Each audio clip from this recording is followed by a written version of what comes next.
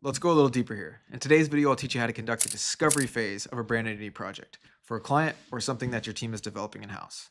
So at the completion of this piece, you'll be equipped with two sets of questions, both of which are conversation starters with yourself or the client to better understand the intentions of the project and the value that designing brand identity will bring to the business. Now, if you've yet to see the video on the research phase or conduct any research on the business, that's okay. It's most polite to begin with the discovery, as this is the opportunity to understand the client's sensibilities and intentions through design. My team and I prefer to have a bias, to follow our intuition and test whether or not our initial research connects with the client's high-level vision for the project. We're in the business of having a discerning opinion, and at the simplest level, that's what we're compensated for. Look, if this is a client project, then the chances are high that your team has spent a healthy amount of time with the brand stakeholders, pitching your services, providing case studies, and having strategic conversations, doing your best to hold on to your trade secrets without jeopardizing the potential to sign the work.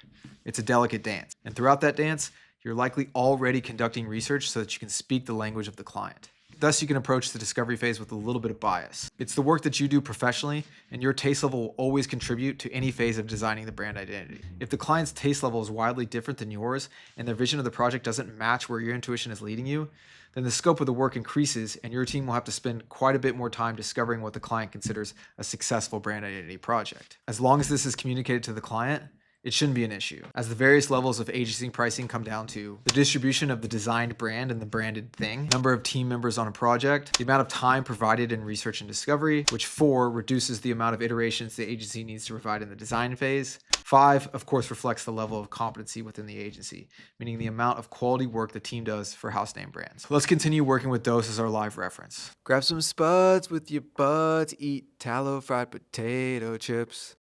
The discovery phase. Here's a snapshot of the work we aim to complete within the discovery phase. Meet with client to review the company vision, study all marketing research, and interview any other key participants involved in the project to determine and review the following. Discuss the brand's core attributes, brand's visions and intended positioning, business issues and marketplace concerns, ideas on strategy, objectives, themes, messages, missions, competitors, any constraints including budget, human resources, time, etc. For our purposes today, and any time we're completing such work, we break the discovery phase into 2 sets of questions.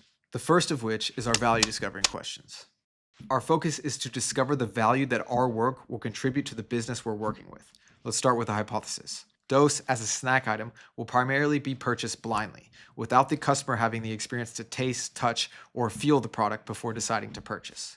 Therefore, the design of the brand's visual identity must personify the taste, communicate the quality, and represent a cause worth supporting. Which means the brand and visual identity of Dose is not only nuanced, but incredibly important to the success of the business. Question 1 in the value discovering questions is, what is the perceived value of this project? It's broad, yes, but it's absolutely crucial to have the client communicate value before the agency starts work. How do we know if our work is successful if we don't have the client quantify value? We don't.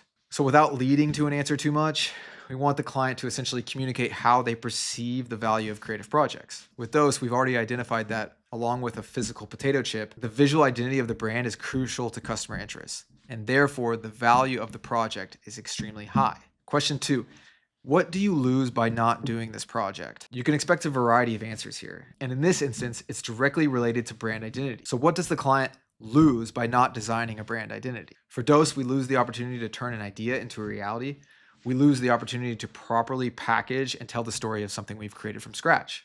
Question 3, why did you choose to work with us? This is critical to understand.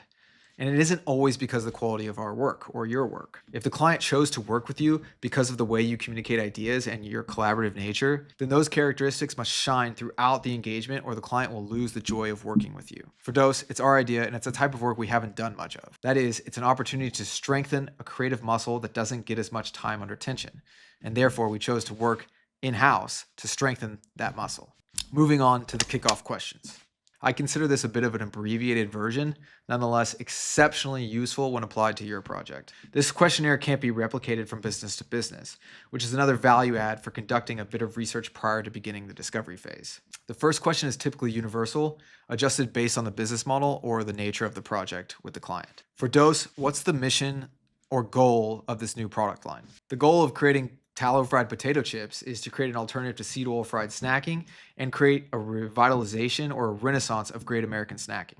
Quite lofty. Question 2. Who is the primary consumer of this product line? Who sees it most often, and where do they see it? For this answer, you just need to make an educated decision. If the product is new, then there is no historical data within the company to support an absolute for the primary consumer. So you take that data available from a comparison brand, one selling something similar already in the market, by way of a quick search on that brand's Instagram following and spending a bit of time in your ideal retail location. With the businesses I've created and created brand identities for, it's always been about solving a problem that I'm experiencing and believing that the people within my age demographic are experiencing the same problem. Thus, Dose's primary audience is men and women, because snacking isn't sexist, from ages 28 to 45 with enough income to purchase higher priced food items, shopping at Whole Foods, using services like Instacart, and enthusiastic about health. The age range is completely arbitrary, but it serves as a target. Question 3. What keywords do you associate with your new brand? The answer here is great to reflect on when you've reached the design phase of the project. It's information from the client that informs the various directions you'll take the design of the project prior to reaching something final. Dose's keywords: fun, obnoxious, memorable, colorful, nostalgic. Question 4. What keywords do you absolutely not associate with your new brand? Walt Disney had a trick, or it might have been the early writers of Disney or the early writers of Pixar, and it's when they're stuck and they did not know what the character was going to do next, they made a list of the things the character would not do. The same principle applies here. When you've run out of exercises for keywords, what keywords will we avoid? For Dose: stale, digital, contemporary, flat, simple. And finally, an exercise. Now, this exercise is well practiced amongst the agencies I'm familiar with, so don't expect to impress anyone with something so novel.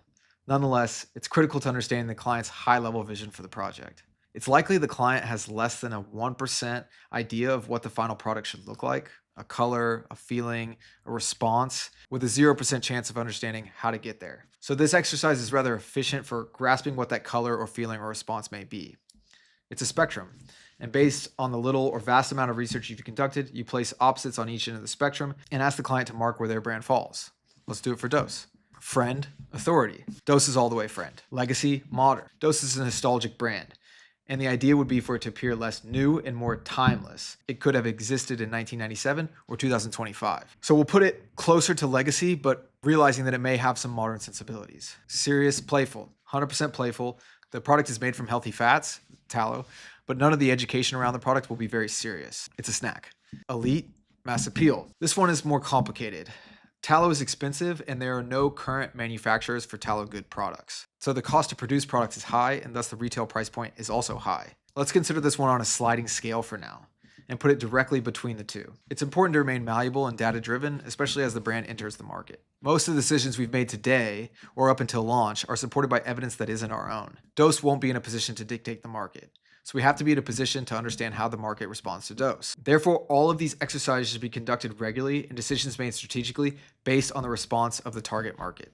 In summary, all of the work in this video covers the discovery phase that Ceremony completes when working on client projects or businesses of our own. In recognition of the completed research and discovery phase, we put together a presentation that looks like this. This is our actual presentation for the completion of research and discovery we compiled for Dose. It informs all decisions made as we enter the next phase, and it touches a little bit on what a brand with the ideas provided should look like in the market for 2025. Prior to beginning our next phase, which for Ceremony is narrative development, we'd seek approval and understanding of these gathered ideas and soft decisions made from the client. This is essentially a thesis for the project, and the client needs to be of the same mind in order to develop an appropriate narrative for the business. Please use this video as a roadmap for accomplishing a thorough research and discovery phase when designing brand identity, and we'll continue to dissect how Ceremony accomplished such work for Dose. Grab some spuds with your buds, eat tallow fried potato chips.